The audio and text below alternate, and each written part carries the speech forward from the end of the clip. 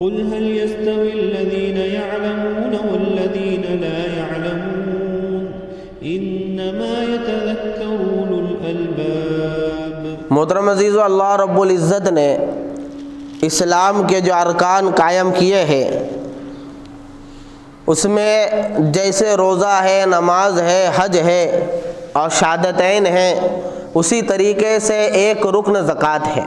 ایک رکن کیا ہے؟ زکوٰۃ ہے۔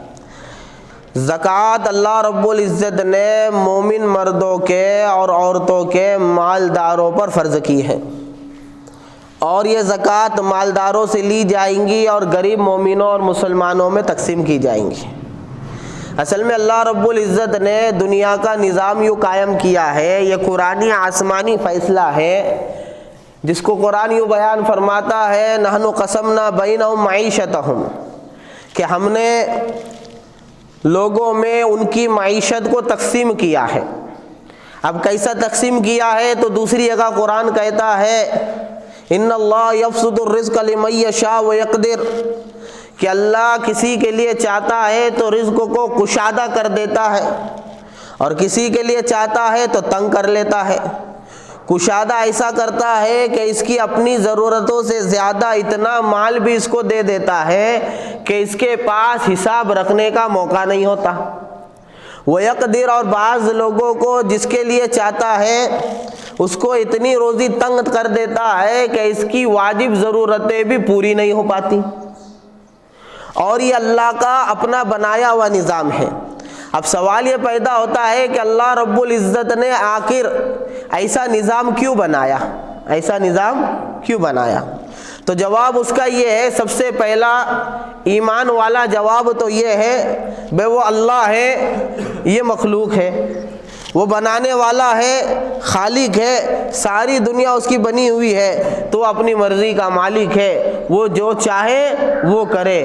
ارے اس نے ہم کو پیدا کر لیا، یہی بڑا احسان ہے، جائے کہ ہم اس سے سوال کرے کہ تو نے اونچ نیچ کیوں رکھی، کسی کو مالدار اور کسی کو غریب کیوں رکھا، کسی کو مالدار اور کسی کو غریب کیوں رکھا؟ تو پہلا جواب تو ایمان والے کا یہ ہونا چاہیے، اللہ ہے، اس کو حق ہے، اس نے کیا، اس کو حق ہے، اس نے کیا۔ لیکن خود قرآن میں اللہ رب العزت جواب دیتا ہے کہ ہم نے جو ایک کو دوسرے کے اوپر جو بلندی دی ہے مال کے اعتبار سے، فوق درجات، کہ بعض کو بعض پہ درجات کے اعتبار سے تو ترجیح دی ہے، اس کی حکمت اور اس کی مصلحت کیا ہے؟ لِيَبْلُوَكُمْ بِمَا آتَاكُمْ، تاکہ اللہ آزمائے ہر بندے کو اس چیز میں جو اللہ نے اس کو عطا کی ہے۔ لہذا مالدار کو مال دیا تو مال کے ذریعے اس کو آزمایا جائے گا، اور غریب کو مال نہیں دیا تو غریب کو اس کے ذریعے آزمایا جائے گا۔ یہ حکمت اور مصلحت اللہ نے خود قرآن میں بیان کی کہ ہم اس چیز کے ذریعے آزمانا چاہتے ہیں جو ہم نے عطا فرمائی ہے، جو اللہ نے عطا فرمائی ہے، اس چیز کے ذریعے اللہ رب العزت جو ہے آزمانا چاہتا ہے، یہ خود بتا دیا اللہ نے۔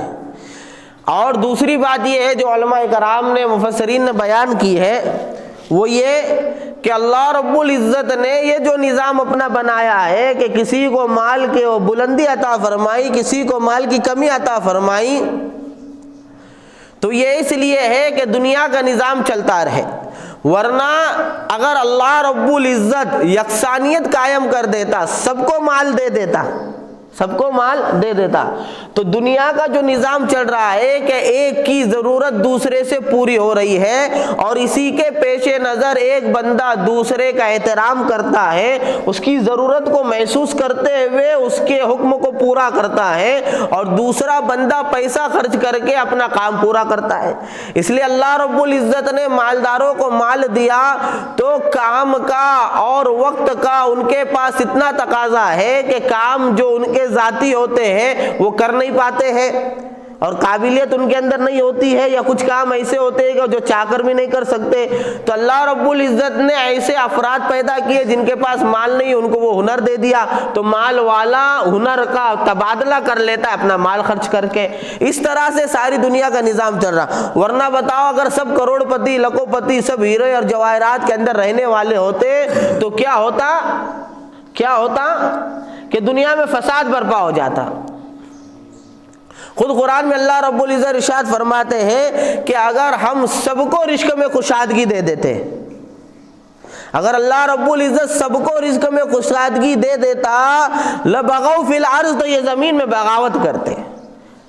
آج اٹھا کر دیکھو ان علاقوں میں، جن علاقوں میں ایک محلے میں چند مالدار رہتے ہیں، چند جو ہے پیسے والے عہدے والے رہتے ہیں، ان محلوں کی کارگزاری آپ لے لو کہ اگر کسی کا کسی سے دھکا بکا بھی ہو جائے تو وہ آپس میں ایک دوسرے سے جو ہے لڑائی جھگڑے پر اتر آتے ہیں اور سمجھانے کے باوجود ایک بھی بات نہیں مانتا، کیونکہ ہر کسی کو اپنے مالدار ہونے کا غرہ ہوتا ہے کہ میرے پاس اتنا پیسہ ہے، کورٹ میں اتنے ڈال دوں گا، پولیس کے پیچھے اتنے ڈال دوں گا، وکیلوں کے پیچھے اتنے ڈال دوں گا، اپنی کی زندگی خراب کروں گا۔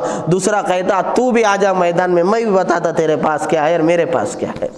تو قرآن خود کہتا ہے اگر اللہ یہ نہ کرتا، لبغوا فی الارض، تو زمین میں فساد برپا ہوتا، نہیں چلتا نظام۔ یہ تو اللہ کا نظام ہے، کسی کو غریب بنایا، کسی کو امیر بنایا، تو مالدار کے گھر کا کوڑا کچرا غریب آتا ہے صاف کر کے جاتا ہے، مالدار اس کو پیسے دے دیتا ہے، اس کا کام، اس کی ضرورتیں پوری ہو جاتی، اس کا گھر صاف ہو جاتا۔ یہی نظام ہے ہر چیز کے اندر دیکھو۔ اور ویسے بھی اللہ رب العزت نے دنیا میں بندے کو جو پیدا فرمایا تو ہر بندے کو ہر چیز نہیں دی، ہر بندے کو ہر چیز نہیں دی، اور ہر بندے کو ہر چیز کرنے کا حوصلہ بھی نہیں دیا، ہر بندے کو ہر چیز کرنے کا حوصلہ بھی نہیں۔ بھائی آپ کی گلی میں گھر کے سامنے محلے میں سانپ نکل کر آ جائے، لاکھ آپ کے پاس ساری چیزیں ہیں، پن سانپ پکڑ پاؤں گے؟ وہ حوصلہ نہیں ہے۔ پھر سانپ پکڑنے والے کو بلانا پڑتا، وہ آتا ہے اپنے حوصلہ اور اپنے ہنر سے سانپ پکڑتا ہے، آپ اس کو پیسے دیتے۔ مین پاور اور منی پاور، مین پاور اور منی پاور، یہ دونوں چیزوں سے انسانی معاشرت کی ضرورتیں پوری ہوتی ہیں، مین پاور اور منی پاور۔ تو اللہ نے کسی کو منی پاور دیا تو کسی کو مین پاور دیا۔ یہی وجہ ہے کہ منی پاور سے مین پاور کا انتظام کیا جاتا ہے، تو مین پاور والے منی پاور والوں کے پاس جا کر اپنے مین پاور کے بدلے میں کچھ پیسہ حاصل کر لیتے ہیں، جس کے نتیجے میں ان کی ضرورتیں پوری ہو جاتی ہے۔ اور جن کے پاس منی پاور ہے لیکن مین پاور نہیں ہے، وہ مین پاور والوں کو جو ہے منی کے ذریعے ان کا کچھ وقت حاصل کر کے اپنی ضرورتیں پوری کر لیتے ہیں، یا اپنی مالی ضرورت ان کے ذریعے پوری کرتے ہو، اپنی دوسری ضرورتیں ان کے ذریعے پوری کر دے۔ اور یہی نظام اللہ کا چل رہا ہے، یہی نظام اللہ کا چل رہا ہے۔ اس لیے دنیا کے اندر ایک نظام یہ قائم کرنے کی فکر کی گئی کہ سب کو یکساں مالدار بنایا جائے، لہذا ایک نظام آیا تھا اور لوگوں نے آواز اٹھائی تھی کہ مالی اعتبار سے سب برابر مانے جائے، لہذا سب کو، سب کی ملکیت پہ حکومت نے قبضہ کر لیا تھا اور سب کو برابر دیا جائے، تو اس سے معاملہ جو ہے درست ہوتا نہیں ہے۔ اللہ نے جو نظام قائم کیا ہے وہی نظام باقی رہے گا۔ تو یہ مختصر جواب ہو گیا اس سوال کا کہ اللہ نے جو کہا کہ ہم نے کسی کو مالدار بنایا، کسی کو غریب بنایا، تو یہ کیوں کیا؟ تو اس کی لاکھوں کروڑوں حکمتیں اللہ کے علم میں اندر ہے۔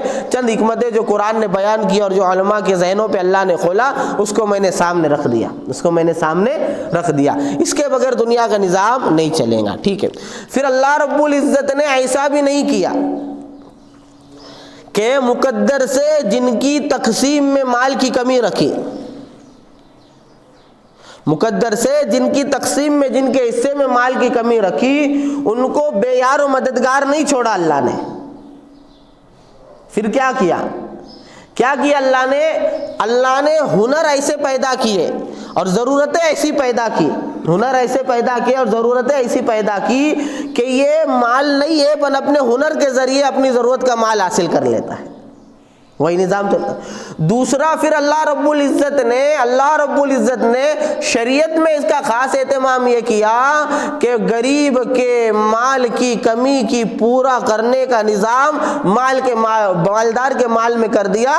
اللہ نے فیصلہ سنا دیا کہ ہر وسعت والے کے مال میں مانگنے والے اور نہ مانگنے والے، للسائل والمحروم، مانگنے والے اور نہ مانگنے والے کا حق اللہ نے متعین کر دیا، حق اللہ نے متعین کر دیا کہ للسائل والمحروم، جو مانگے اس کا بھی حق ہے اور جو محتاج ہے اس کا بھی حق ہر مال والے کے مال میں اللہ نے متعین کر دیا، اور مال والے کے اوپر لازم کر دیا کہ مال کی ایک مقدار تجھے غریبوں پہ خرچ کرنا ہے، مال کی ایک مقدار تجھے اڑوس پڑوس کے غریبوں پہ خرچ کرنا ہے، اس طرح سے اللہ نے جو مال کی کمی مالداروں کے غریبوں کے مال میں رکھی تھی، مالداروں کے مال سے جو ہے اس کو اللہ نے پورا کر دیا، اللہ نے اس کو پورا، یہ اللہ نے نظام بنایا، یہ کیا ہے بولو، اللہ نے نظام بنایا۔ اس لیے اب یہ جو نظام اللہ کا بنا ہوا ہے، یہ نظام کو سامنے رکھ کر نہ غریب یہ کہہ سکتا ہے کہ اللہ نے میرا کوئی انتظام نہ کیا، اور نہ مالدار جو ہے اپنے مال کے اوپر جو ہے ٹیکا لگا کے بیٹھ سکتا ہے کہ ساری چیزوں کا مالک میں ہوں، نہیں، بلکہ اللہ نے لازم کیا ہے کہ تو اپنے مال کو خرچ کر، تو اپنے مال کو خرچ کر، اور مال خرچ کرے گا تو اللہ کی طرف سے اور ملے گا، اور اگر نہیں خرچ کرے گا تو دنیا میں بھی آفت ہے اور آخرت کے اندر تو عذاب ہی عذاب ہے، دنیا میں بھی آفت ہے، عذاب ہے۔ ہاں، اس لیے مالدار کو ترغیب بھی دی کہ مال خرچ کر تو اللہ تجھے اور دے گا۔ اس لیے ایک روایت میں اللہ کے نبی نے فرمایا، کیا فرمایا؟ السخی، سخی آدمی، مال خرچ کرنے والا آدمی، قریب من اللہ، قریب من الجنہ، قریب من الناس، بعید من، قریب من الجنہ، قریب من الناس وبعید من النار، کہ اللہ کی نسبت پہ مال خرچ کرنے والا، سخاوت کرنے والا، زکوٰۃ ادا کرنے والا، نفلی صدقات دینے والا، واجب صدقات خرچ کرنے والا، یہ اللہ کے قریب ہے۔ کس کے قریب ہے؟ اللہ کے قریب ہے، یہ جنت کے قریب ہے، یہ لوگوں کے قریب ہے، اور جہنم سے دور ہے۔ ترغیب دی، ترغیب دی، کیا دی؟ ترغیب دی کہ بے مال خرچ کرو، اللہ راضی ہو جائیں گا، مال خرچ کرو، لوگوں کے دلوں میں تمہاری محبت آ جائیں گی۔ ترغیب دی نا، کہ ظاہر سی بات ہے، بندہ اللہ کو جب راضی کرنے والا کام کرتا ہے تو اللہ کا محبوب بن جاتا ہے، لہٰذا اللہ نے جب حکم دیا کہ مال خرچ کر، اس نے مال خرچ کر دیا، اللہ رب العزت خوش ہو جاتا ہے۔ اور لوگوں کا بھی مزاج ہی ہے کہ جس سے ضرورتیں پوری ہوتی ہے، جو محسن بن کر ظاہر ہوتا ہے، اس سے دل کے اندر محبت پیدا ہو جاتی ہے۔ اس سے پہلے یہ جملہ کئی مرتبہ میں نے سنایا، عربی میں ایک جملہ مشہور ہے، الانسان عبد الاحسان، الانسان عبد الاحسان، کہ انسان یہ احسان کا بندہ ہے، انسان یہ احسان کا غلام ہے، کہ آپ احسان کرو اللہ کی مخلوق کے اوپر، وہ تمہارے سے محبت کرنے والے بن جائیں گے، وہ تم سے محبت کرنے والے بن جائیں گے۔ ہاں، جو محبت کرتا ہے، جو مال خرچ کرتا ہے اللہ کی نسبت پہ، کس کی؟ اللہ کی نسبت پہ، ہاں، دکھلاوے کے لیے نہیں، اس کے اثرات الگ پڑتے ہیں۔ جو دکھلاوے کے لیے مال خرچ کرتا ہے یا اغراض کی بنیاد پہ مال خرچ کرتا ہے، اس کو محبت نہیں ملتی۔ ایک بات یاد رکھنا، دنیا میں ایسے لوگ بھی ہیں، جیسے سیاسی لوگ ہوتے ہیں، حکومت کے لوگ ہوتے ہیں، یہ بھی خوب مال خرچ کرتے ہیں لوگوں پہ، لیکن اپنی غرض کے لیے، بھائی نوٹ دے کے ووٹ چاہتے، وہ نوٹ دے کے ووٹ چاہتے، ہے نا۔ بعض مالدار بھی مال خرچ کا کرتے، لیکن نوٹ کے ذریعے وہ اپنا دبدبہ چاہتے ہیں کہ بھئی یہ غریب دب کر رہے، یہ جو ہے کچھ میرے خلاف بولے نہیں، اس لیے وہ ٹھیک ہے۔ مالدار رشوتیں کھلاتا ہے، مال خرچ کرتا ہے نا، رشوتیں کھلاتا ہے تاکہ کوئی حکومت کا قانون اس کے خلاف جو ہے نہ آئے، کوئی حکومت کا فندہ، قانونی فندہ اس کے گلے میں نہ آئے، اس لیے جو ہے مالدار رشوت کے ذریعے مال خرچ کرتا ہے۔ سیاست والے ووٹ کے لیے مال خرچ کرتے ہیں، لوگ دکھلاوے کے لیے مال خرچ کرتے ہیں کہ لوگ مجھے جو ہے بڑا شقیق ہے، اس کے لیے مال خرچ کرتے ہیں۔ تو ایسے لوگوں کے پاس لوگ ہوتے ہیں مال سے فائدہ اٹھانے کے لیے، جب ان کا مال سلب ہو جاتا ہے یہ لوگ بیٹھ جاتے ہیں، کیونکہ جو لوگ اللہ کی نسبت کے بغیر دنیاوی غرض یا ریاکاری کے لیے مال خرچ کرتے ہیں، لوگوں کے دلوں میں اللہ ان کی محبت نہیں ڈالتا ہے۔ اس لیے کئی بندے آپ کو ایسے دکھیں گے کہ جس زمانے میں سیاست کے اندر ان کا نام چلتا تھا، اور جس زمانے میں فیکٹری اور ان کی جو ہے پیسے چلتے تھے اور وہ خرچہ کرتے تھے، لوگ ان کے پاس کثرت سے نظر آتے تھے، اور جو ہے دل میں محبت نہیں تھی لیکن ضرورت کا پورا کرنے کے لیے وہاں پر چلے جاتے تھے، اور جیسے ہی ان کے پاس سے عہدہ گیا، مال گیا، لوگوں نے ان کو تھوک کر بھی، مڑ کر بھی نہیں دیکھا، منہ پہ تھوکنے کے لیے تیار نہیں۔ اور بعض بندے آپ کو ایسے نظر آئیں گے کہ مال ان کے ہاتھ سے چلا جاتا ہے، غریبی آ جاتی ہے، لیکن اس کے باوجود لوگ ان کی قدر کرتے ہیں، ان کا وقار لوگوں کے نظروں کے اندر باقی رہتا ہے، ان کی عزت باقی رہتی ہے۔ یہ وہ لوگ ہیں جس کو حدیث کے اندر سخی کہا گیا ہے، قریب من الناس فرمایا گیا، قریب من اللہ فرمایا گیا۔ اور اللہ کا محبت کا نظام کیا ہے؟ اللہ کے نبی صلی اللہ علیہ وسلم نے فرمایا، جب اللہ رب العزت کسی بندے سے محبت کرتے ہیں تو فرشتوں میں اعلان ہوتا ہے جبریل سے کہا جاتا ہے دیکھ فلاں بندے سے میں محبت کرتا ہوں، تو جبریل بھی اس سے محبت کرنے لگتے ہیں۔ پھر فرشتوں میں اعلان کیا جاتا ہے فلاں ابن فلاں سے اللہ محبت کرتا ہے، اب فرشتے بھی اس سے محبت کرنے لگتے ہیں۔ پھر لوگوں کے اندر اعلان ہوتا ہے، یعنی اللہ رب العزت لوگوں کے دلوں کے اندر اس کی محبت کو نازل کر دیتے، منتقل کر دیتے، لوگ بھی اس سے محبت کرنے لگتے ہیں۔ تو سخی آدمی، وہ سخی آدمی کون ہوئے؟ سخی آدمی وہ ہے جو اللہ کی نسبت پہ مال خرچ کرے، اوٹ کی نسبت پہ، دبدبے حاصل کرنے کی نسبت پہ، ریاکاری کے ساتھ مال خرچ کرنے والا، یہ لوگوں سے قریب نہیں ہو پاتا۔ لوگ اس سے نفع تو اٹھا لیتے ہیں، لوگ اس سے نفع تو اٹھا لیتے ہیں۔ مالدار وہ جو دنیاوی اغراض کے لیے مال خرچ کرتا ہے، اس کی مثال سرکاری چیزوں کی طرح ہوتی ہے۔ لوگ نفع ضرور اٹھاتے اس سے، لیکن اپنائیت نہیں رکھتے۔ جیسے سرکاری نل ہوا کرتے تھے، سب نفع اٹھانے کے، کوئی کپڑے دھو رہا، کوئی بچے دھو رہا، کوئی کیا کر رہا، لیکن ٹوٹ جائے تو کوئی فکر نہیں۔ کوئی اگر وہ نل کے اوپر بچہ کھیلنے لگ جائے، کوئی چیز ڈال دے تو کوئی اس کو بولنے کو تیار نہیں۔ سرکاری روڈ، سب نفع اٹھائیں گے اس سے، لیکن کوئی توڑ دے پھوڑ دے تو کوئی اس کا، اپنی دیوار کو کوئی کیلا ٹوک دے تو، اپنی گھر کی دیوار کو کوئی کیلا ٹوک دے تو، سرکاری گاڑیاں لگی رہیں گی، بچے آئیں گے پتھر ماریں گے، کانچ پھوڑیں گے، جو ہے اس کو اسکریچز کریں گے، کوئی نہیں۔ اپنی گاڑی پہ بلی بھی آ جائے تو عقل کیا پہلے، اپنی گاڑی سے اپنائیت، سرکاری گاڑی سے نہیں۔ تو وہ بندے جو مال تو خرچ کرتے ہیں لیکن اللہ کی مرضی کے مطابق خرچ نہیں کرتے، دوسرا ریاکاری سے خرچ کرتے ہیں، دنیاوی اغراض کی بنیاد پہ اوٹ اور نوٹ اور دوسرے چکروں میں مال خرچ کرتے ہیں۔ ان کا لوگ استعمال کرتے ہیں سرکاری چیزوں کی طرح، ان سے نفع تو اٹھا لیتے، اپنائیت ان سے ظاہر نہیں کرتے۔ اور جو بندہ شریعت کی نظر میں جسے سخی کہتے ہیں، اللہ کی نسبت پہ اور اخلاص کے ساتھ مال خرچ کرنے والا، یہ اللہ رب العزت کا محبوب ہو جاتا ہے۔ اللہ لوگوں کے دلوں میں اس کی محبت ڈال دیتے ہیں۔ کل کو اگر اس کے پاس مال ختم بھی ہو جائے تب بھی اللہ رب العزت لوگوں کے دلوں میں اس کی عزت، اس کا وقار، اس کی محبت باقی رکھتے ہیں۔ تو وہ چیز ہے مال کا خرچ کرنا۔ تو عادی بنایا اللہ نے، عادی بنانے کی تعلیم دی۔ جو غریب ہے ان کے مال کا حصہ اس کے اندر لگا لیا۔ ایک حدیث میں تو فرمایا کہ جب بندہ اخلاص کے ساتھ ایک کھجور بھی اگر صدقہ کرتا ہے تو اللہ رب العزت اس کو پالتے رہتے ہیں، اس کی پرورش کرتے رہتے ہیں، یہاں تک کہ وہ اجر و ثواب میں احد کے پہاڑ کے اتنا ہو جاتا ہے، اور محشر کے میدان میں احد کے پہاڑ کے اتنا ملتا ہے۔ یہ بات ہے۔ تو اللہ نے نظام تو بنایا، کسی کو کم کسی کو زیادہ، لیکن زکوٰۃ فرض کر دی، صدقہ واجبہ، صدقہ فطر وغیرہ فرض کر دیا، نفلی صدقات جو ہے لازم کر دیے، فرض نہیں کیے، لازم کر دیے، اور جو ہے اس کے ذریعے سے مالداروں کے مال سے غریبوں کی ضرورت پورا کرنے کا نظام اللہ نے بنایا۔ ہاں، پھر ترغیب دی مالداروں کو، خوب خرچ کرو، خرچ کرو، خرچ کرو۔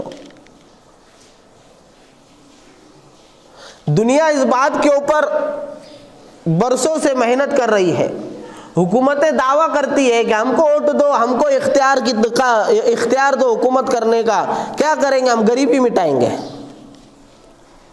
دوسری حکومت آتی، وہ پہلی حکومت کا نقص بیان کرتی، دیکھو انہوں نے وعدہ کیے تھے 15 لاکھ آئیں گے، تمہاری غریبی جائیں گی، ہم یہ فری کر دیں گے، وہ فری کر دیں گے۔ یہ اپنے دعوے کے اندر فیل ہو گئے، یہ اپنے دعوے میں فیل ہو گئے۔ تو جب دنیا کی تاریخ بادشاہوں کی اٹھا کر دیکھی جاتی ہے تو کوئی بادشاہ غریبی کے ختم کرنے کے اندر کامیاب نہیں نظر آتا۔ جب سے ڈیموکریسی آئی ہے ہر حکومت دعویٰ کرتے ہیں، ہمارے ملک کے اندر بھی ہر حکومت، کانگریس کا دعویٰ یہی ہے، بی جے پی کا دعویٰ یہی ہے، دوسرے پارٹیوں کے دعوے یہی ہے، غریبی کچھ ختم ہونے کا نام لیتی نہیں۔ تب سوال یہاں پہ پیدا ہوتا ہے، کیا غریبی ختم ہو سکتی ہے؟ تو شروع بیان سے آپ کو اس کا جواب مل گیا۔ جب اللہ نے ہی تقسیم یوں کری ہے کہ کسی کو مالدار بنایا، کسی کو غریب بنایا، تو غریبی کبھی ختم ہوں گی نہیں، غریبی کی شکلیں باقی رہیں۔ ہاں البتہ غریبی کے مزاج اور سوچ کو اللہ نے ختم کرنے کا شریعت میں نظام بنایا کہ مالدار سے کہا کہ تیرے مال میں غریب کا حصہ ہے، تو پیٹ بھر کر کھائے اور تیرا غریب بھوکا رہے، یہ نہیں چلے گا، اس کو نفلی صدقہ بھی دینا ہے، اس کو واجبی صدقہ بھی دینا ہے، اس کو زکوٰۃ بھی دینی ہے۔ اور مالدار سے کہا کہ قناعت غریب سے کہا کہ قناعت اختیار کر لے۔ قناعت کیا ہے؟ قناعت یہ ہے اللہ نے جتنا دیا ہے اتنے پہ صبر کر جا۔ ٹھیک ہے آج روٹی کے ساتھ سالن نہیں ملا، کوئی بات نہیں، سوکھی روٹی پہ آج کی رات گزار دے، لیکن غیر کے سامنے اللہ کے علاوہ سوال نہ کر۔ اس لیے ترغیب دی شریعت میں۔ اللہ کے حبیب نے فرمایا، جس کا خلاصہ ہے کہ جس بندے کو فاقے آ جائے اور وہ فاقوں کو اللہ کے واسطے لوگوں سے چھپا کر رکھے، لوگوں کے سامنے ہاتھ نہ پھیلائے، اس کے اوپر اگر وہ جم جائے تو اللہ 1 سال کی روزی کا انتظام اس کے لیے کرتا ہے۔ یہ ترغیب دی۔ غریب کو سمجھایا کہ دیکھ تیرا فاقہ، تیری غریبی، تیری محتاجگی مالدار اور لوگوں کے سامنے ظاہر نہ ہونی چاہیے۔ اور امیر کو ترغیب دی کہ دیکھ تیرے مال میں تیرے اکیلے کا حصہ نہیں ہے، تیرے مال میں غریبوں کا بھی حصہ ہے، لہذا تیرا غریب پڑوسی، تیرا غریب رشتہ دار اور تیرے غریب جو ہے محلے والے اور دنیا والے جو ہے تیرے مال سے نفع اٹھاتے رہے، اس لیے سینکڑوں قسم کے مال کے خرچے اس کے اوپر لاگو کیے گئے۔ یہ نظام برقرار کیا اللہ نے۔ اس سے کیا ہوتا ہے؟ اس سے غریبی مینٹین ہوتی ہے، اس سے غریبی مینٹین ہوتی ہے۔ اگر غریبی کی ذہنیت درست کی قرآن نے، اور ذہنیت ہی درست کی جا سکتی ہے، ورنہ میں بارہا یہ بات بیان کر چکا ہوں کہ اگر آدمی اپنے آپ کو غریب اگر سمجھنے لگ جائے تو ہر بندہ اپنے آپ کو غریب سمجھتا۔ میرے پاس 10,000 ہے جیب میں، تمہارے پاس 20,000 ہے، جیسا میرے کو معلوم پڑے گا تو میں اپنے آپ کو چھوٹا سمجھوں گا، یار 20,000 ہے اپنے پاس تو 10 ہی، اپن کم غریب لوگ ہیں۔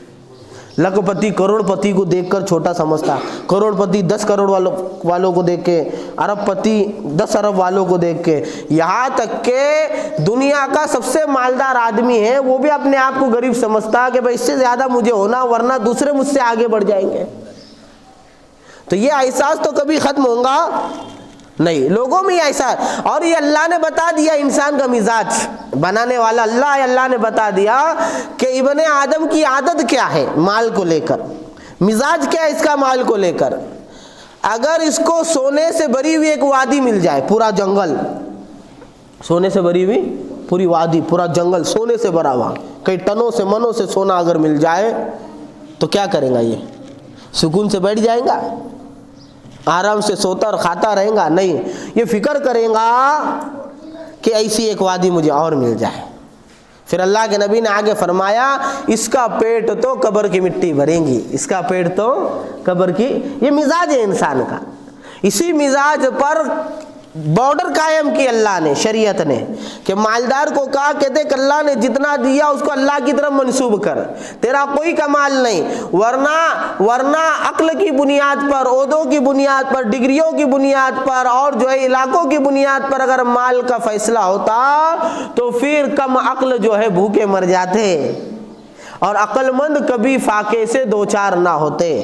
اگر ڈگریوں پہ مال کا فیصلہ ہوتا تو ڈگری والے در در کی ٹھوکریں نہیں کھاتے، اپنا جو ہے کیا لیتے ہو نوکری سے پہلے پیپر لے کر فائل لے کر در در کی ٹھوکریں نہیں کھاتے اور انگوٹھا چھاپ کے پاس انجینئر کام نہیں کرتے۔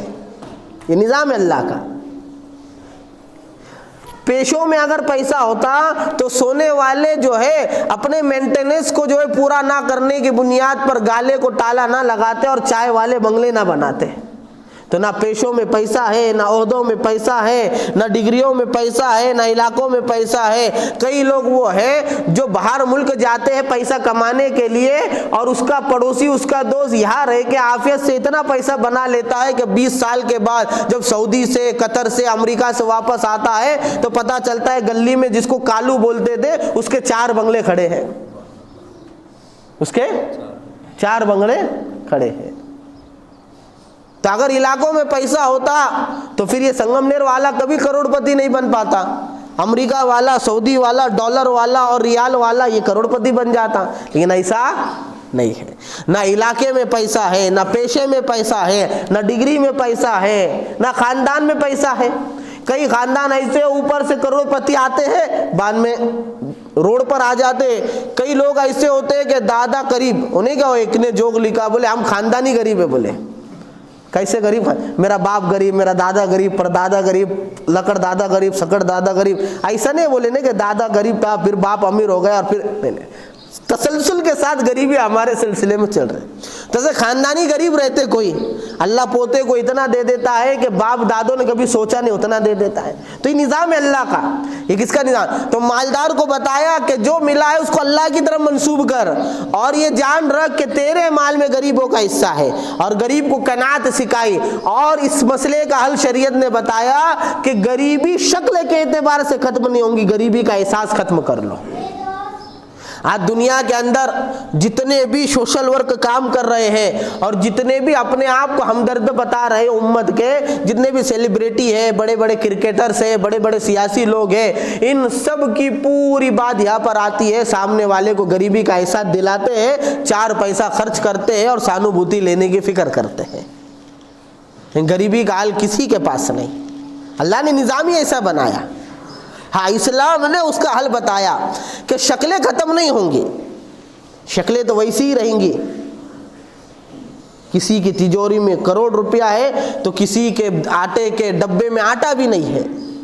لیکن غریب اگر اس پہ قناعت کر جائے کہ میرے رب کی مرضی یہ ہے کہ میرے ڈبے میں آٹا نہیں ہے, صبح ملے گا شام ملے جب مل کے کھا لوں گا, اور مالدار اس پہ جو ہے اس پہ یہ بات کر لے کہ میرے رب نے مجھے جو مال دیا ہے سخاوت کے لیے دیا ہے. کس کے لیے دیا ہے؟ سخاوت کے لیے ہے. اور میرے رب نے مال مجھے دیا ہے, اس لیے میں نے کہا نا قرآن میں اللہ رب العزت نے جب مال خرچ کرنے کی باری کا مطالبہ کیا ہے تو مال کی نسبت اپنی طرف کی ہے.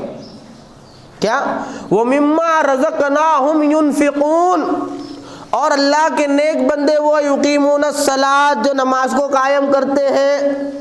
وَمِمَّا رَزَقْنَاهُمْ يُنْفِقُونَ, اور جو مال ہم نے ان کو دیا ہے, جو مال ہم نے ان کو دیا ہے اس میں سے خرچ کرتے. اللہ نے قرآن میں مال کی نسبت اپنی طرف کر کے بتایا, مالداروں کے ذہن کو ٹھکانے لگایا کہ تو مال کا اونر نہیں مینیجر ہے, تو مال کا اونر نہیں اور جو اونر کی مرضی ہے اسی مرضی کے مطابق مال چلے گا. اس لیے اللہ کے نبی نے اصول بتایا. کیا اصول بتایا؟ محشر کے میدان میں جب کھڑے رہوں گے نا تو مال کے تعلق سے 2 سوال ہوں گے. کیا سوال ہوں گے؟ 2 سوال. کدھر سے کمایا؟ کیونکہ تو مینیجر ہے, تو اونر نہیں ہے, اس لیے اونر کی مرضی کے مطابق کمانا پڑے گا. بھائی دنیا کی کمپنی ہوتی ہے نا, دنیا کی کمپنی میں اونر جو کمپنی کا مالک ہوتا ہے وہ ڈیل فائنل کرتا ہے کہ بھائی فلاں سنگم نیر کی فلاں کمپنی سے اپنا ویوہار چلیں گا, ان کو اپن خام مال دیں گے اور اس کے بدلے میں پیسے لیں گے, یا ان کو مٹیریل تیار کر کے دیں گے, ان کے بدلے میں پیسے لیں گے. اب مینیجر کا کام کیا ہوتا ہے کہ سنگم نیر کی جو کمپنی سے اونر نے ڈیل فائنل کی ہے اسی سے سودا کرے. دوسرے سے سودا کرے گا کچھ اونچ نیچ ہو جائیں گے, مینیجر کے گریبان پہ اونر ہاتھ ڈالے گا اور کہیں گا تو نے کیوں میرے حکم کی خلاف ورزی کی. اس لیے اللہ رب العزت مال کا اونر ہے, ہم مینیجر لوگ ہیں. اس لیے تو سوال ہوگا کیا کہاں سے کمایا بتا. میں نے کہا تھا حرام نہیں چلے گا, میں نے کہا تھا سور کا گوشت نہیں چلے گا, شراب نہیں چلیں گی, دھوکہ نہیں چلے گا, فریب نہیں چلے گا, سودی کاروبار نہیں چلے گا. بتا یہاں سے کمایا یا نہیں کمایا, کیونکہ مینیجر کا کام ہے اونر کی مرضی کے مطابق کرنا. اس لیے ہم اپنے مال میں مینیجر ہے, اس لیے اللہ نے بتایا یہ پوچھا جائے گا محشر کے میدان میں کہاں سے کمایا, اور یہ بھی پوچھا جائے گا کہاں خرچ کیا. کیوں تو اونر نہیں تو مینیجر ہے. اور مینیجر اونر کا کام ہی یہی ہوتا ہے کہ وہ مہینے بھر کا شیڈول بنا لیتا ہے, مینیجر کے سپرد کرتا ہے, دیکھ یہ 10 لاکھ روپے آئے ہیں, 12 لاکھ روپے جو ہے یہ کمپنی کا مینٹیننس, 10 لاکھ آئے 2 لاکھ کمپنی کا مینٹیننس جائیں گا, 5 لاکھ روپے جو ہے وہ سیلری جائیں گی سب کی, اور بقیہ پیسے میرے بینک میں جمع کر دینا. اب مینیجر اٹھے اور اپنی مرضی سے سیلری ادھر ادھر کرے, مینٹیننس ادھر ادھر کرے, تو گریبان پہ ہاتھ ڈالیں گا نہیں, اونر ڈالیں گا. ہاں اس لیے بتایا کہ محشر کے میدان میں یہ بھی پوچھا جائے گا کہاں خرچ کیا. اللہ نے جب بتا دیا زکوٰۃ دینی ہے تو دینی ہے. غریب کا حق تم پہ واجب کیا گیا, بوڑھے ماں باپ کا حق, غریب بہن بھائیوں کا حق, لاچاروں کا, معذوروں کا, اندھوں کا, بھوکوں کا حق تم پر لازم کیا گیا. کوئی واجب ہے, کوئی فرض ہے اور کوئی نفل ہے. اللہ کے کلمے کو بلند کرنے کے لیے مال خرچ کرنا تم پر لازم کیا گیا. درجات کے اعتبار سے الگ الگ حکم ہے، پر ضروری سب ہے۔ اگر یہ مینیجر جو ہے ہم لوگ مال والے، اگر یہ اللہ جو اونر ہے اصل اس کی مرضی کے مطابق مال خرچ نہیں کریں گے تو ہر ایک کی پکڑ ہوں گے، یہ پوچھیں گا اللہ۔ اس لیے قرآن میں نسبت مال کی اپنی طرف کی، مما رزقناہم، جو مال ہم نے انہیں دیا، جو مال ہم نے انہیں دیا اس میں سے خرچ کرتے ہو۔ اور اگر اونر کی مرضی کے خلاف اگر مال خرچ کریں گا تو قرآن کہتا ہے پھر ان کا انجام کیا ہوگا، سنو۔ اونر نے ایک مال میں حق لگایا فرض کا، جسے کہتے ہیں زکوٰۃ۔ زکوٰۃ کا مال خرچ نہ کرنے والوں کے تعلق سے قرآن فیصلہ سناتا ہے۔ دیکھو کیا سناتا ہے۔ پہلے تو اللہ رب العزت یہود اور نصارہ کے وہ ڈھونگی بابا جو دین کا لبادہ پہن کر بیٹھے تھے اور غلط طریقے سے لوگوں کا مال کھاتے تھے، ان کی قباحت قرآن پہلے بیان کرتا ہے۔ کیا کہتا ہے؟ یا ایھا الذین آمنوا، اے ایمان والو، ان کثیرا من الاحبار والرہبان، بہت سارے گرو گھنٹال یہود اور نصارہ کے کیا کرتے ہیں؟ لیاکلون اموال الناس بالباطل، غلط طریقے سے لوگوں کا مال کھاتے ہیں۔ وَيَصُدُّونَ عَن سَبِيلِ اللَّهِ، اور اللہ کی راہ میں اللہ کے دین کے تقاضوں سے اور اللہ کی مرضی کو پورا کرنے سے اللہ کے راستے سے روکتے ہیں۔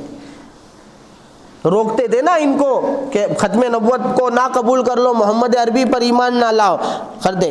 پھر اس کا تذکرہ کر کے اللہ رب العزت ان لوگوں کی سزا سنا رہا ہے جن کو اللہ رب العزت نے مالدار بنایا اور ان کے مال میں غریبوں کے حق کو زکوٰۃ کی شکل میں فرض کیا اور وہ زکوٰۃ ادا نہیں کرتے۔ ان کے تعلق سے قرآن کہتا ہے والذین یکنزون الذھب والفضہ، یقیناً وہ لوگ جو سونے اور چاندی کا خزانہ بنا کر رکھتے ہیں، وہ لوگ جو سونے اور چاندی کو جمع کر رکھتے ہیں، ولا ينفقونها فی سبیل اللہ، اور اس کی زکوٰۃ ادا نہیں کرتے، اس کو اللہ کی راہ میں خرچ نہیں کرتے، اللہ کی نسبت پہ خرچ نہیں کرتے، تو کیا ملے گا ان کو؟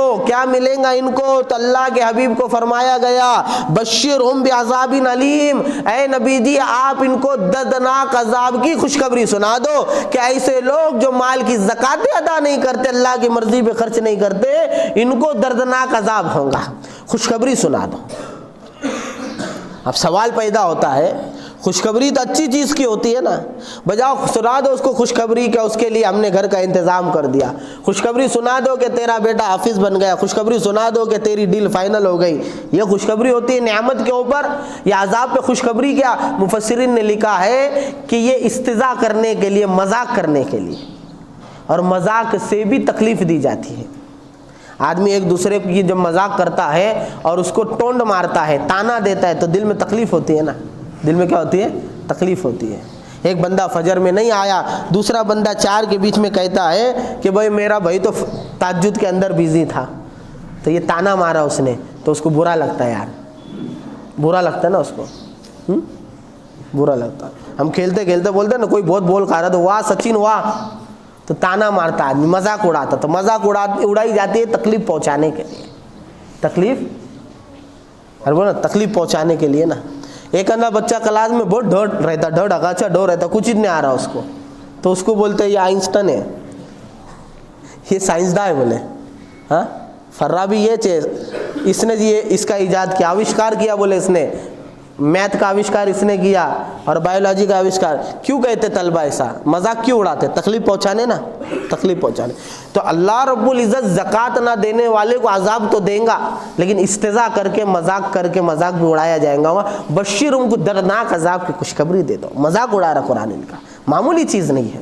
کیوں معمولی چیز نہیں ہے؟ زکوٰۃ بنیادی ارکان میں سے، جیسے میں نے شروع میں حدیث سنائی نا کہ اسلام کی بنیاد 5 چیزوں پہ رکھی گئی۔ پہلے کلمہ شہادت دینے کا، اللہ کے ایک ہونے کی اور رسول کی رسالت کی، پھر اقام الصلاۃ نماز کا قائم کرنا، ایتاء الزکاۃ روزے زکوٰۃ کا ادا کرنا، روزے کا رکھنا اور حج بیت اللہ کا کرنا، تو اس میں ایک زکوٰۃ ہے، اس میں کیا ہے؟ زکوٰۃ۔ تو ارکان نا، یہی وجہ ہے جیسے میں نے روزے کے تعلق سے کہا تھا ادلہ اربع سے، یعنی 4 دلیلوں جو شریعت میں اصول ثابت ہوتے ہیں، مسائل ثابت ہوتے ہیں، 4 دلیلیں ہیں، قرآن، حدیث، اجماع اور قیاس، تو چاروں چیزوں سے زکوٰۃ بھی فرض ہوتی ہے۔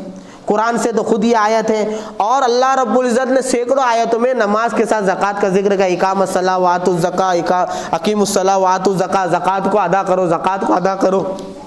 تو سینکڑوں آیت میں اللہ نے زکوٰۃ کی فرضیت کا حکم بیان کیا، زکوٰۃ کی یہاں تک کہ قرآن نے کیا بیان کیا معلوم ہے؟ انا اوحینا الیہم فعل الخیرات، کہ ہم نے تمام نبیوں کی طرف، سورہ انبیاء کے اندر آیت نمبر 73 میں، کہ ہم نے تمام نبیوں کی طرف یہ وحی بھیجی کہ تم نیک کام کرو. اب خصوصیت کے ساتھ نیک کام کے قرآن کہتا ہے اقام الصلاۃ و ایتاء الزکاۃ، کہ تم نماز کو ادا کرو اور زکوٰۃ کو ادا کرو، نماز کو قائم کرو اور زکوٰۃ کو ادا کرو. اور پھر قرآن نبیوں کی تعریف کہتے ہوئے کہتا ہے وَكَانُوا لَنَا عَابِدِينَ، کہ وہ سب کے سب ہمارے عبادت گزار تھے. یعنی نبیوں کو ہم نے جب نماز اور زکوٰۃ کا حکم دیا انہوں نے پورا کرا. یہ آیت کریمہ بتاتی ہے کہ زکوٰۃ صرف شریعت محمدی کے اندر لاگو نہیں ہے، بلکہ تمام نبیوں کو شریعت دی گئی تھی، اس کے اندر جو ہے زکوٰۃ موجود تھی. یہ آیت بتاتی ہے تمام نبیوں کو نماز کے ساتھ زکوٰۃ کا حکم تھا. اتنی عظیم عبادت ہے، اسلام کا رکن ہے. اس لیے علماء نے لکھا ہے جو بندہ اپنے اوپر زکوٰۃ واجب ہونے کے باوجود سستی اور کاہلی کی بنیاد پر، مال کی حرص کی بنیاد پر زکوٰۃ ادا نہیں کرے گا، وہ فاسق اور فاجر ہے. اور جو زکوٰۃ کا انکار کر دے گا اسلام سے خارج ہو جائے گا. جس طرح روزے کا انکار کرنے والا اور نماز کا انکار کرنے والا یہ اسلام سے خارج ہو جاتا ہے، اسی طرح زکوٰۃ کا منکر بھی اسلام سے خارج ہو جائے گا. حدیثیں سینکڑوں ہے، جو حدیث میں نے سو یہ بھی اس کی دلیل ہے. اور امت کا اجماع ہے اللہ کے نبی کے زمانے سے لے کر آج تک کہ مومنین مالداروں کے مال میں زکوٰۃ فرض ہے. اس لیے اللہ کے نبی صلی اللہ علیہ وسلم نے اپنے زمانے کے اندر یمن کا گورنر بنا کر، یمن کا معلم بنا کر، یمن کا امام بنا کر جب معاذ بن جبل رضی اللہ عنہ کو روانہ کیا تو معاذ بن جبل رضی اللہ عنہ کو جو ہے یہ تعلیم کا طریقہ سکھایا کہ جاؤ سب سے پہلے ان کو دعوت دو توحید اور رسالت کی. جب وہ توحید اور رسالت پہ آ جائے، اسلام قبول کر لے، تو ان کو کہو کہ اللہ نے تم پر 5 وقت کی نمازیں فرض کی ہے. جب وہ نماز کا حکم ان کو مل جائے، نماز پہ عمل پیرا ہو جائے، تو ان سے کہنا کہ تمہارے مالداروں کے مال میں اللہ نے تمہارے غریبوں کا حصہ رکھا ہے، لہذا مالداروں کے مال میں اللہ نے زکوٰۃ کو فرض کیا ہے، جو ان کے مالداروں سے لی جائیں گی اور ان کے غریبوں پہ دی جائے گی. کہ گورنر بنا کر جب معاذ بن جبل کو بھیج رہے ہیں تو زکوٰۃ سکھا رہے ہیں. یہ حدیثیں بتاتی ہے کہ زکوٰۃ جو ہے کہ اسلام کا اہم رکن ہے. ساری امت کا اجماع ہے اس کے اوپر، ساری امت کا اجماع ہے. اور قیاس کا تقاضا بھی یہی ہے، جیسے میں نے شروع سے تمہید میں بتایا، اللہ نے کسی کو غریب رکھا، کسی کو مالدار رکھا. اگر زکوٰۃ کا نظام نہ ہو تو پھر غریب کی ضرورتیں پوری نہ ہو اور مالدار گھمنڈ کے اندر لگ جائے. اس لیے علماء نے بہت اچھی بات لکھی کہ زکوٰۃ کا نظام قائم کر کے اللہ نے ملک اور پورے معاشرت کے نظام کو بھی برقرار رکھا ہے اور انفرادی نظام کو بھی برقرار رکھا ہے. کہ ملک کے نظام کو تو اس طرح برقرار رکھا کہ جب مالدار اپنی مال کی زکاتیں نکالتے ہیں تو غریبوں کے پاس آتی ہے، اور غریبوں کی جب بنیادی ضرورتیں زکوٰۃ کے مال سے پوری ہو جاتی ہے تو وہ خودکشی سے، قتل غارت گری سے، ڈکیٹی سے، چوری سے اور دوسرے مفسدوں سے اور دوسرے فساد کے کاموں سے رک جاتے ہیں. اس کے ذریعے سے خود مالداروں کا مال سے ہو جاتا ہے، اس کے ذریعے سے مالداروں کی جانے سے. ورنہ ایسا بھی ہے کہ مال کی لالچ میں ایک ڈاکو نے ایک جو ہے مال والے کا پیچھا کیا اور اس کو جو ہے مرڈر کر دیا اس بنیاد کے اوپر کہ اگر ویسے ہی اس کا جیب کا بٹوا اگر میں نکال لوں گا تو یہ میرے خلاف کیس کر دے گا. اس کا گلا اپنے چاقو سے کاٹ دیا اور جب بٹوا نکالا تو 1 روپیہ نکلا. تو چوری تو اتنی بری چیز ہے کہ مال کی امید پہ تیری جان سامنے والا لے سکتا ہے.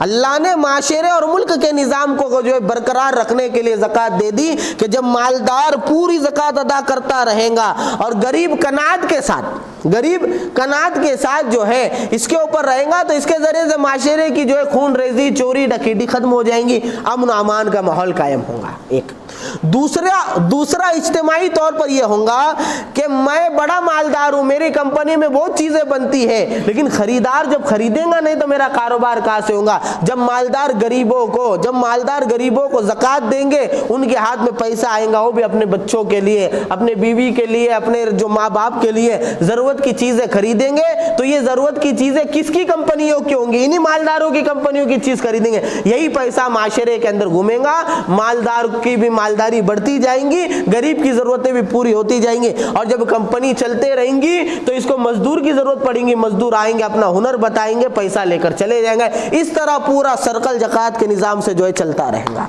तो ये है मसलियत ज़कात के निज़ाम से अल्लाह ने मुल्क और माशरत के निज़ाम को जो है बरकरार रखा। दूसरा, अल्लाह ने इनफरादी निज़ाम भी दुरुस्त कर दिया।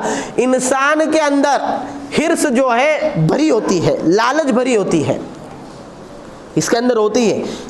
शाह वलीउल्लाह साहब मुहद्दिस देहलवी रहमतुल्लाह अलैह ने लिखा है, ये बात मालूम रहंदे और अपने जहन में रहंदे कि हिर्स तो इंसान के अंदर होती है। अब हिर्स और लालच को दूर करने के लिए अल्लाह ने ज़कात को फ़र्ज़ किया। जब ये माल को अपने हाथों से खर्च करता है, दिल चाहे टूटे, जब खर्च करता है तो हिर्स और लालच की बला इससे निकल जाती है। और लिखा है शाह वलीउल्लाह साहब मुहद्दिस देहलवी रहमतुल्लाह अलैह ने कि लालच ये बदतरीन अखलाक में से एक चीज़ है और ऐसी बुरी चीज है लालच के, इसके जरिए से सैकड़ों बीमारियां पैदा होती है। लालच की बुनियाद पे आदमी मीरास खा जाता, लालच की बुनियाद पे आदमी डाकू बन जाता, लालच की बुनियाद पे आदमी जो है लोगों को धोखे देता, लालच की बुनियाद के ऊपर आदमी दूसरों के कारोबार के खिलाफ साजिशें करता, लालच की बुनियाद के ऊपर ये सगी माँ के हुकूक को दबाता, सगी बहन के हुकूक को दबाता, लालच की बुनियाद पे बच्चों की परवरिश में माल खर्चा नहीं करता। यानी लालच इतनी बुरी बला है कि सैकड़ों बीमारियां उससे आती है। इसलिए उम्मुल खबाइस और उम्मुल अमराज के कबील की चीज है लालच, और लालच का बुनियादी इलाज अल्लाह ने ज़कात में रखा है। लिहाजा लिखा है उलमाए कराम ने, जब ज़कात बंदा अदा करता है, जब ज़कात बंदा अदा करता है तो इसके अंदर से सबसे पहली चीज जो खत्म होती है, लालच खत्म होती है। और लालच का जाना, जैसे मैं कहूँ ना कि भाई मेरे घर के अंदर बदबू इसलिए आ रही है कि मेरे घर में गलाजत पड़ी है। क्या पड़ी है? गलाजत। तो बदबू की वजह से मेरा बाप भी परेशान, माँ भी परेशान, बीवी परेशान, बच्चे परेशान, छोटे बच्चों को जो है बीमारियां हो रही, बड़े बच्चों के जो है बीमारियां हो रही, फिर वो बदबू की वजह से दिमाग का संतुलन बराबर नहीं रह रहा, तो बीवी पे गुस्सा निकाल रहा, बच्चों पे गुस्सा नहीं, पूरा निज़ाम ख़राब है गलाजत की वजह से। अब इसका इलाज क्या है? सारी चीज़ों का हल और सारी चीज़ों का सुकून का है, गलाजत निकालो और फेंक दो।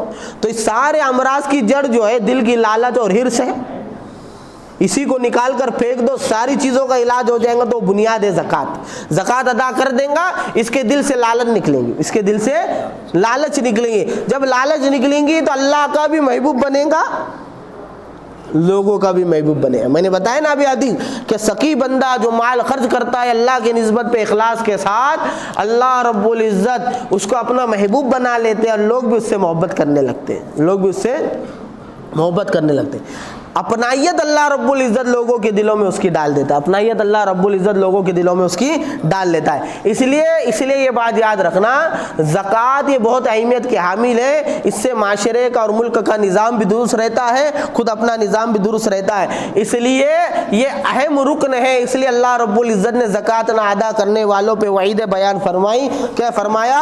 वल्लज़ीन यकनिज़ून ज़हब वल फ़िज़्ज़ा, यकीनन वो लोग जो सोना चांदी जमा कर करके रखते, सिर्फ सोना चांदी नहीं, दूसरा माल भी, जो भी पूरा माल। सोना चांदी असल में माल जो है ना सोना चांदी, याद रखना। ये मुल्क की करेंसियां भी जो होती है ना, ये कागज के टुकड़े होते हैं या जो है स्टील के और लोहे के टुकड़े होते हैं। इसके पीछे सनद होती है सोने चांदी के एतबार से, सोने चांदी के एतबार से सनद होती है। और उसूल भी दुनिया का यही है कि जितना जिस मुल्क के पास सोना होता है उतनी वो करेंसी बनाता है। ये बात और है कि तुम्हारे मुल्क वालों ने उससे 4 गुना आगे पेपर बनाकर छाप दे ले, वो एक अलग बात है। लेकिन उसूल भी यही है, असल माल जो है सोना चांदी है। इसलिए कुरान जो है सोने चांदी का तस्वीर कर रहा। दूसरी चीज ये है कि सोने चांदी से इंसान को एक अलग ही मोहब्बत होती है, एक अलग ही मोहब्बत। इसलिए आदमी अपने माल को महफूज करने के लिए भी सोना बनाता, اپنے مال کو محفوظ کرنے کے لیے، اپنی مالداری کو ظاہر کرنے کے لیے بھی سونا بنا تھا، اپنی اولاد سے محبت کا اظہار کرنے اور بیوی سے محبت کا اظہار کرنے کے لیے بھی سونے چاندی کا استعمال کرتا۔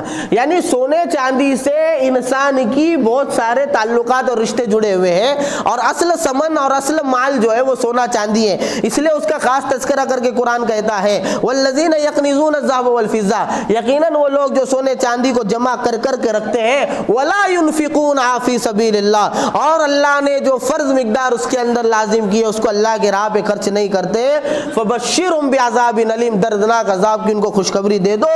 اور پھر عذاب کی نوعیت قرآن بیان کر رہا، یوم یحمى علیہا فی نار جہنم، اس دن یعنی قیامت کے دن یہ سونا چاندی جس کی زکوٰۃ نہیں نکالی گئی ہے، جس کی زکوٰۃ نہیں نکالی گئی، اس کو جہنم کی آگ میں تپایا جائے گا، فتقوا بہا جباہہم وجنوبہم وظہورہم، پھر وہ سونا چاندی جس کی زکوٰۃ نہیں نکالی گئی ہے اس کو اللہ جو ہے جہنم کی آگ کے اندر تپایا جائے گا، اللہ کے حکم سے تپایا جائے گا، پھر اس کی پیشانی کو، اس کی پیشانی کو، اس کے پہلو کو، بازو کو اور اس کی پیٹھ کو جو ہے داغا جائے گا، اور یہ عذاب محشر کے میدان میں ہوگا۔ ایک روایت میں اللہ کے نبی نے اس روایت کی تفسیر، آیت کی تشریح کے اندر اور تفسیر کے اندر فرمایا کہ اس طرح کا عذاب ہوگا، اس کے بعد جنت والے جنت میں جائیں گے اور جہنم والے جہنم کے اندر جائیں گے۔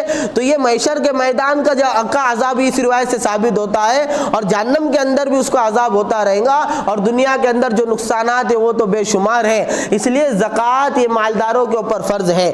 اب زکوٰۃ کس پہ فرض ہے، کیا فرض ہے، یہ سب اپنے اپنے جو ہے علماء سے مسئلے معلوم کر کے ادا کریں، کہیں ایسا نہ ہو جائے کہ مجھ پہ زکوٰۃ فرض ہو اور میں بہانہ کرتا رہ جاؤ، مجھ پہ زکوٰۃ فرض اور میں بہانہ کرتے رہ جاؤ اور عذاب کا مستحق بن جاؤ۔ ٹھیک ہے، اگلی جمعہ کے اندر جو ہے بنیادی مسائل انشاءاللہ بیان کیے جائیں گے، ہے نا۔ ایک نقطے کی بات جو علماء اکرام نے یہاں پر لکھی ہے کہ اللہ رب العزت نے آیت کریمہ میں 3 چیزوں کا خاص تذکرہ کیا۔ جو مال کی زکوٰۃ نہیں دی جائیں گی اس کو جہنم کی آگ میں تپا کے 3 جگہ داغا جائے گا، 1 2 اور پیٹھ 3۔ تو کیوں اس کا خاص تذکرہ کیوں ہے؟ مفسرین نے لکھا ہے اصل میں انسان کی فطرت ہے، مال جب اس کے جیب میں ہو اور کوئی محتاج کوئی غریب نظر آئے تو سب سے پہلے بخیل آدمی، کنجوس آدمی، بے دین آدمی جس کو مال خرچ نہیں کرنا ہے، زکوٰۃ نہیں دینا ہے، سب سے پہلے اس کی پیشانی پہ بل آتا، کہا یہ آ گیا۔ پھر وہ پاس میں آ کے کہیں مطالبہ نہ کر لے اور وہ پاس میں آ کے کہیں مال دینا نہ پڑ جائے، اس لیے پہلو بچا کر نکل جاتا ہے، ادھر سے سلام بھی کرتا، آیا آیا آیا، نکل جاتا، گاڑی کو کک مار کے نکل، پہلو بچا کے نکل گیا اور پیٹھ بٹا کر چلا جاتا ہے، حق ادا نہیں کرتا۔ تو 3 اعضاء کا خاص طور سے غریب سے دوری اختیار کرنے میں اور زکوٰۃ سے دوری اختیار کرنے میں اس نے استعمال کیا، اس لیے انہی تینوں چیزوں کو خاص طور سے عذاب دیا جائے گا، خاص طور سے عذاب دیا۔ اس لیے جو ہے جن کے پاس اللہ نے مال دیا ہے وہ اپنے اپنے مال کا پورا حساب لگائے۔ دیکھو حساب سے 100 روپیہ زیادہ چلے جانا اچھا ہے، حساب سے 1 روپے کا بچنا بھی یہ جو ہے بہت بری چیز ہے۔ اگلے جمعہ کے اندر بنیادی مسائل انشاءاللہ بیان کیے جائیں گے۔ اللہ رب العزت کہنے سننے زیادہ عمل کی توفیق عطا فرمائے۔